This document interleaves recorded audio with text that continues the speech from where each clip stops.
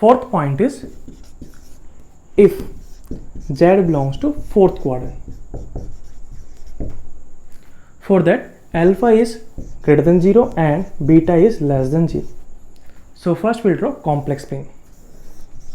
So this one is what? Positive real axis,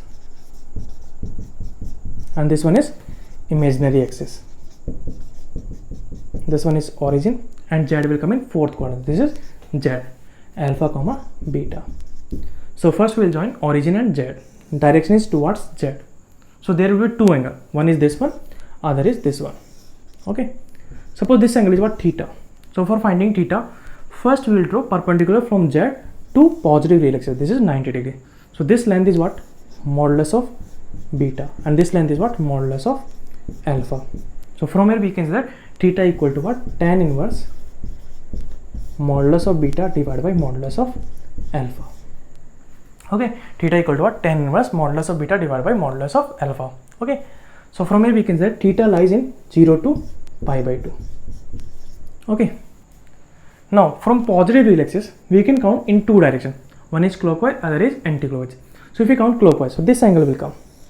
So this angle is nothing but 2 pi minus theta, and we are counting in which direction? In anti-clockwise direction. Okay, so if you are counting in anti-clockwise direction, then argument of z is what? Argument of z is 2 pi minus theta. But if you count in clockwise direction, so clockwise direction, this one will come. So this angle is what? Theta, and we are counting in clockwise direction, then argument of z is minus theta.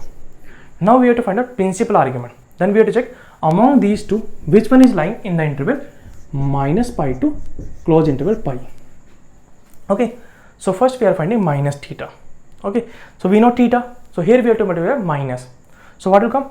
Minus pi by 2 is less than minus theta is less than 0.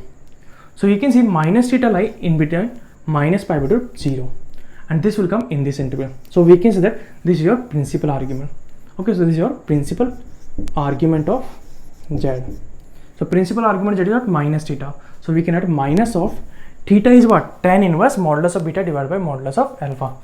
Minus of tan inverse modulus of beta divided by modulus of alpha. Okay, so this is what? Minus tan inverse in bracket modulus of imaginary part of z divided by modulus of real part of z.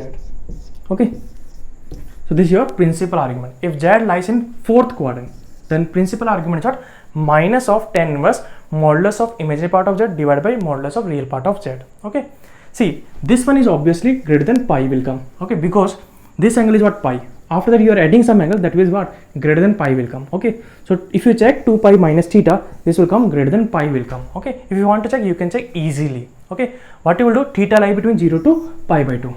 Okay, so first we will multiply minus. So what will come? Minus pi by 2 is less than minus theta is less than 0. Then we'll add 2 pi. So what will come? 2 pi minus pi by 2 is less than 2 pi minus theta is less than 2 pi. And 2 pi minus pi by 2 is what? 3 pi by 2. So the 2 pi minus theta lie between 3 pi by 2 to 2 pi. That will come in third quadrant. That means 2 pi minus theta will not lie in this interval. That means this is not your principal argument. So these are the basic inequalities. Okay, so this we already discussed in basic mathematics. Okay, and fourth we are discussing that if z lies on axis. So we are taking complex plane. This one is origin, this one is positive real axis, this one is imaginary axis, and this one is what? Negative real axis, and this one is what? Negative imaginary axis. So first we are discussing if z is 0. Okay, so we have to join 0 to 0. That means we will get what? One point will come. Okay, so for point, argument of 0 is what? Undefined. Okay, for a point there is no argument. Okay, so if z equal to 0, so argument of z is undefined. But if it is lying on positive real axis, if z is here, then principal argument is what? Principal argument of z is 0. Then argument of z is 0 plus 2n pi. So what will come? 2n pi, where n belongs to integer. Okay, if it is positive, then it will be what? It will be anti-clockwise. If negative, it will be clockwise. Similarly, if z lies on negative real axis here, then principal argument is pi. Okay, because principal argument lies in the interval minus pi to pi. So minus pi is what? Not included, pi is included. So here principal argument is what? Pi, not minus pi. Then argument of z is at 2n pi. So 2n pi plus pi, where n belongs to integer. Now if z lies on positive imaginary axis, then principal argument of z is pi by 2. Then argument of z is 2n pi plus pi by 2. That is your argument of z. Now if z lies on negative imaginary axis, then principal argument of z, this is what? Z. It will be what? Minus pi by 2. This angle will come in clockwise direction. Then argument of z is 2n pi minus pi by 2, where n belongs to integer, and here also n belongs to integer. Okay, so if a number is what?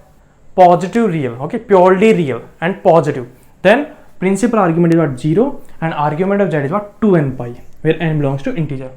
If a number is what? Positive purely imaginary number, then principal argument is what? Pi by 2, and argument of z is what? 2n pi plus pi by 2. And other is, if a number is what? Purely real and negative, then principal argument is what? Pi, and argument of z is what? 2n pi plus pi. And if a number is what? Negative purely imaginary number, then principal argument of z is what? Minus pi by 2, and argument of z is what? 2n pi minus pi by 2. That we can find out.